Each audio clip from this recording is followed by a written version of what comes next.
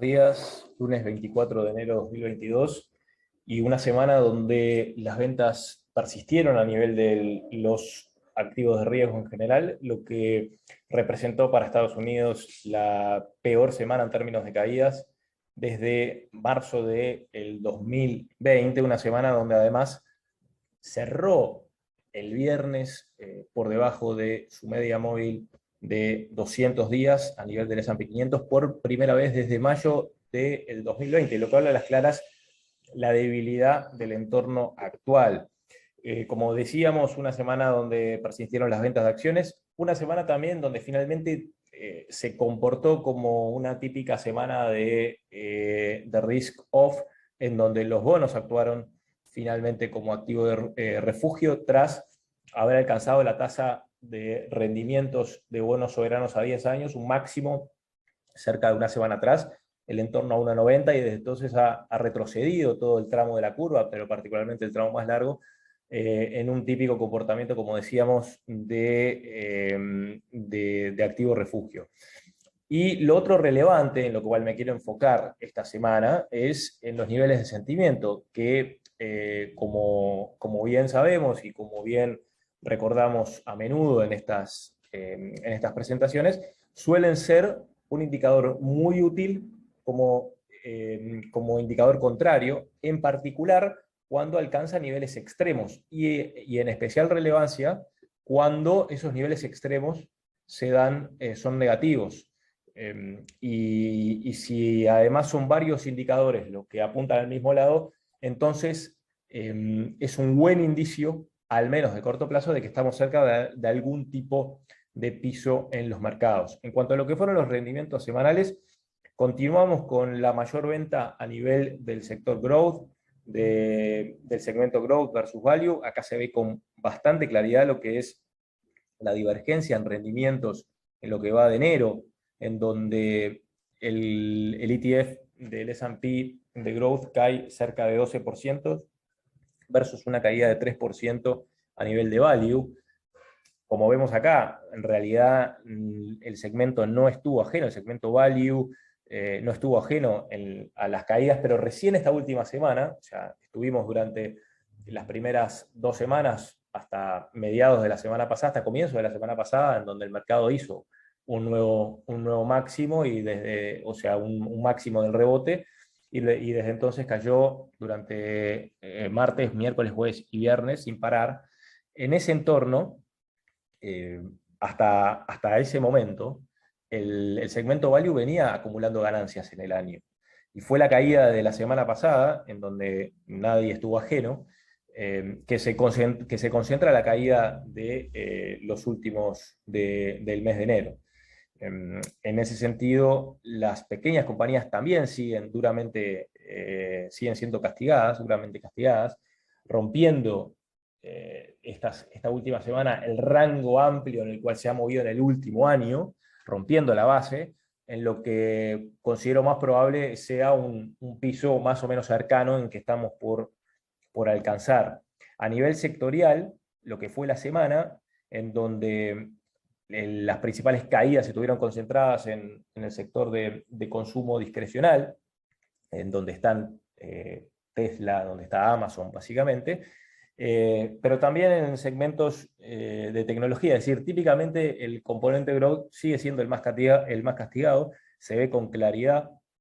en lo que va de enero. El otro segmento duramente castigado, que lo advertimos también en su momento, es el sector del real estate, un sector que fue de los grandes ganadores el año pasado, pero que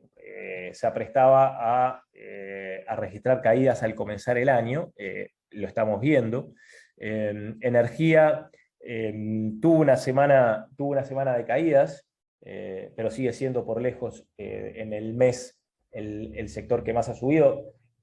Tal como vengo insistiendo diariamente, creo que el petróleo está en un momento donde seguramente consolide, y en virtud de las ganancias, al menos de corto plazo, por las próximas 2 o 3 semanas, y en ese contexto, energía debería ser un segmento castigado, en particular teniendo en cuenta el buen comportamiento relativo en el último mes. Y los sectores que de alguna manera se comportaron mejor,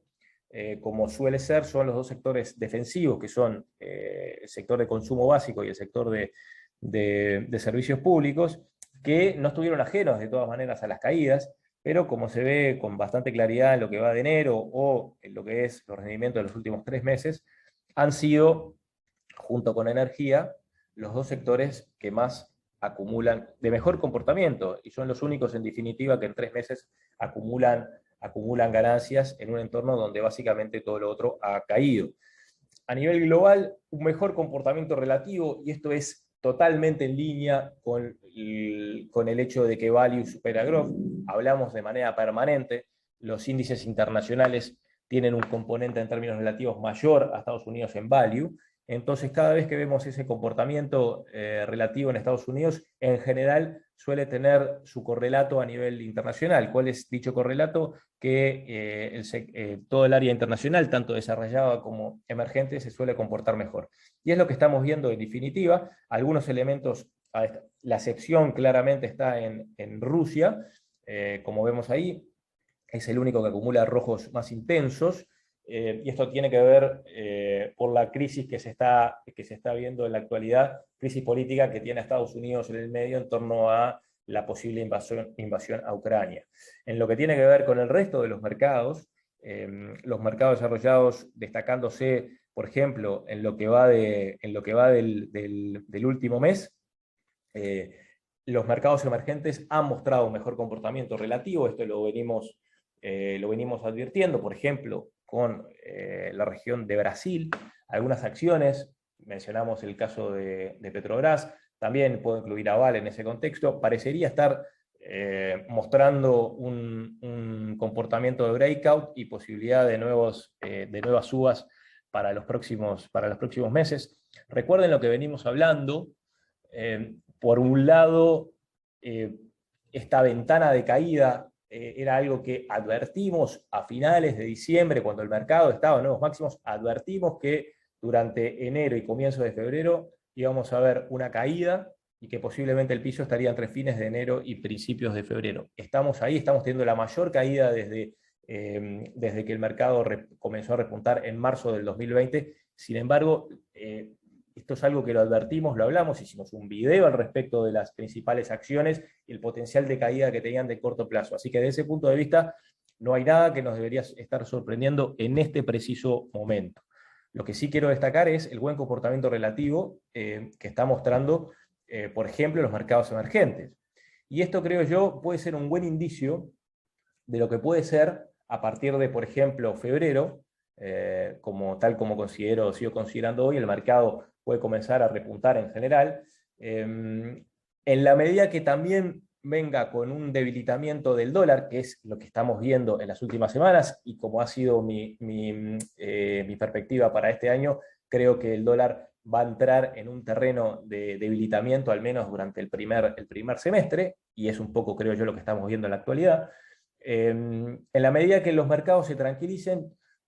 viendo un poco el mejor comportamiento relativo de emergentes, no me extrañaría que emergentes en general, América Latina y Asia, básicamente, retomen el liderazgo en la suba de la mano de un dólar más débil, en definitiva, durante el primer semestre del año. Lo de China en el componente de A-Shares ha sido, en general, ha mostrado un buen comportamiento relativo en los últimos 3 meses. Sin embargo, en lo que va de enero, acumula mayores caídas versus su par de acciones registradas en Estados Unidos, y esto también es a destacar. Acciones muy castigadas en segmentos de tecnología y comunicación en China han mostrado un mejor comportamiento relativo, y esto es algo positivo teniendo en cuenta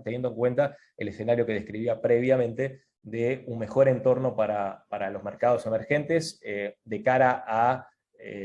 febrero en adelante, en virtud del outperformance que está mostrando en la actualidad en la caída. Como decía, una típica semana en donde el mercado de renta fija se comportó bien, en definitiva,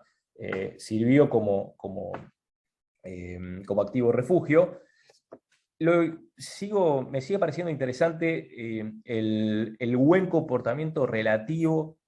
que, a pesar de las caídas esta semana, pero es relativamente buen comportamiento relativo que está mostrando el mercado de crédito. Los spreads se han ampliado, pero a niveles que, insisto, lo que vengo mencionando en las últimas semanas, no, no coincide con periodos en donde las correcciones van más allá de un 10%, por ejemplo. Como suelen ser indicadores de adelanto, la ampliación de spreads, como lo mencioné la última vez, fue un indicador de adelanto, bueno, en el año 2007, en el año 2016, en el año 2019, incluso a finales de 2019, principios del 2020, los spreads ya comenzaron a ampliarse, y eso fue una razón de alerta en ese entonces. La mayoría de las veces son indicador de adelanto, y la ampliación de spreads suele ser un motivo de precaución para tomar riesgo, y suele coincidir posteriormente con correcciones en los mercados accionarios. Hay a veces en donde no se dan señales de adelanto y son coincidentes, como por ejemplo el periodo de fines del 2018, en donde tuvimos una corrección fuerte en el último trimestre, una corrección de casi 20%, y en donde ahí el mercado de crédito no sirvió como alerta. Siempre está la posibilidad que uno pueda decir, bueno, efectivamente, esta vez puede ser lo mismo. Esta vez puede ser un escenario similar al año a finales de 2018, en donde el mercado de crédito no sirvió como alerta. Sin embargo, y aún con la caída en high yield en la última semana, que se concentró en los últimos 2 días, sigue siendo para mí un entorno en donde, pasado el momento de mayor tensión, que como vengo hablando, yo lo pongo dentro de fines entre esta semana y la otra, creo que deberíamos retomar el mercado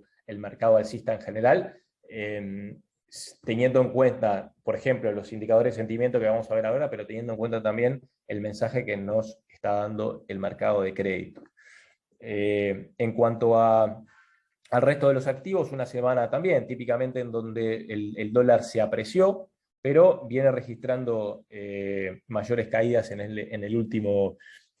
mes, y una semana en donde finalmente las materias primas o los metales preciosos tuvieron un buen comportamiento. Acá se ve con claridad lo de la plata, pero teniendo en cuenta el buen comportamiento relativo del oro, que algo que venimos también advirtiendo, a pesar de ese movimiento en rango que viene mostrando, era algo que era algo bastante esperable, de acuerdo a cómo se venían comportando los gráficos en el último tiempo. Y lo otro es la fuerte caída a nivel de las criptomonedas en general, Bitcoin en este caso, pero ha sido un movimiento general de las criptomonedas en lo que va del año. En realidad, con el tope que hicieron hace básicamente 3 meses, han estado corrigiendo. Esto es algo que también lo advertimos tomando algunas medidas de precaución hacia finales del año, cuando el mercado intentó hacer una recuperación. Advertimos que de la misma manera que veíamos una corrección en el mercado accionario durante enero, básicamente, también la veíamos en el mercado de criptomonedas, y es efectivamente lo que estamos viendo, y de la misma manera que considero que estamos cerca de ver un piso en el mercado accionario, también creo que estamos cerca de ver un piso en el mercado de criptomonedas. Como decíamos, o sea, los niveles de sentimiento están en niveles extremos, negativos extremos. Acá, por ejemplo, una de las encuestas que a veces mencionamos, es de inversores americanos, en donde acá lo que se muestra en realidad es la diferencia entre aquellos que tienen una visión alcista y aquellos que tienen una visión bajista, y el promedio de las últimas 4 semanas. En general, estamos en niveles, a nivel de datos semanales, pues son datos semanales, que en general han coincidido con relativamente pisos del mercado. En azul lo que marca es el rendimiento a partir de estos niveles de un año del Standard & Poor's 500. Cuando alcanza más o menos estos niveles, en general, los rendimientos suelen ser, al cabo de un año, de 10 a 20%, dependiendo el momento. Pero en general, si uno ve con claridad, diciendo una muestra de más de 10 años, son periodos en donde cuando se alcanzan estos niveles tan negativos en el sentimiento de los inversores, son los momentos en donde en realidad uno debería comprar, teniendo en cuenta un horizonte de, por ejemplo, lo que muestra acá, un año, ¿no? Evidentemente, en el muy corto plazo, la situación puede ponerse aún peor. Por ejemplo, lo que pasó en el periodo de febrero-marzo de 2020, en donde, si bien se alcanzaron estos niveles, en realidad volvió, o sea, mejoraron y el mercado tuvo un repunte, pero después volvió a caer e hizo un mínimo después. Con lo cual, en realidad, son indicadores bastante precisos, pero con un horizonte de 6 a 12 meses. Es decir, este indicador lo que nos está diciendo en este momento es que para aquellos que tienen un horizonte de 6 a 12 meses y pueden de alguna manera soportar las eventuales caídas adicionales que puedan darse en el muy corto plazo, estos niveles son niveles de compra, son niveles para tomar riesgo. Lo mismo está marcando este indicador, pero a nivel del Nasdaq. En lo que muestra claramente es niveles que a nivel de indicador de sentimiento negativo alcanzó los del mínimo de marzo de 2020. Es decir, en virtud de que la caída está siendo concentrada básicamente en el sector de tecnología, es entendible considerar, en virtud de cómo actúa el inversor, que suele ponerse negativo cuando las acciones caen, es entendible que haya mayor temor en este segmento. Ahora, lo que parece raro, o mejor dicho, lo que parece una sobrereacción, es que los mismos niveles de sentimiento negativo, que se alcancen los mismos niveles de sentimiento negativo que en marzo del 2020. Teniendo en cuenta lo que ocurrió después, es un indicador adicional en este sentido, como para considerar de que si no solamente el mercado en su conjunto debe estar cerca de algún tipo de piso, sino que además, particularmente, el área más castigada, comunicación, consumo discrecional, tecnología, seguramente sean los sectores con más potencial de repunte, teniendo en cuenta lo que mencionaba del sentimiento negativo. Pero además también este sentimiento negativo se está viendo en el mercado de opciones, en términos de la relación entre put y calls, de alguna manera alcanzando niveles que en el pasado muchas veces han coincidido también con pisos de mercado. Pero dicho esto, como vemos acá, hemos tenido periodos en donde, ni que hablar en marzo del 2020, donde esta relación alcanzó niveles mucho más extremos, es decir, caídas adicionales en los mercados, antes de que efectivamente haga un piso. Algo similar, por ejemplo, en el año 2018. Es decir, son niveles extremos lo que estamos viendo en el mercado de opciones, y en general, la misma línea que el indicador de sentimiento que veíamos atrás de encuestas, o sea, puede tener algún deterioro de muy corto plazo y con ello a través de mayores caídas en los mercados. Sin embargo, con un horizonte un poquito más largo, de 3 a 6 meses al menos, estamos hablando que estos niveles en el mercado de opciones están marcando puntos de entrada atractivos, insisto, con horizontes de 3 a 6 meses. Así que bueno, esto es todo por hoy.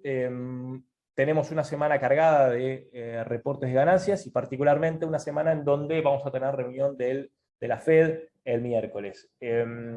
Y teniendo en cuenta lo que ocurrió la última vez en diciembre, en donde a pesar del mensaje más duro el mercado subió, no debería extrañarnos una reacción de ese tipo, en particular teniendo en cuenta la fuerte venta que venimos mostrando en las últimas semanas.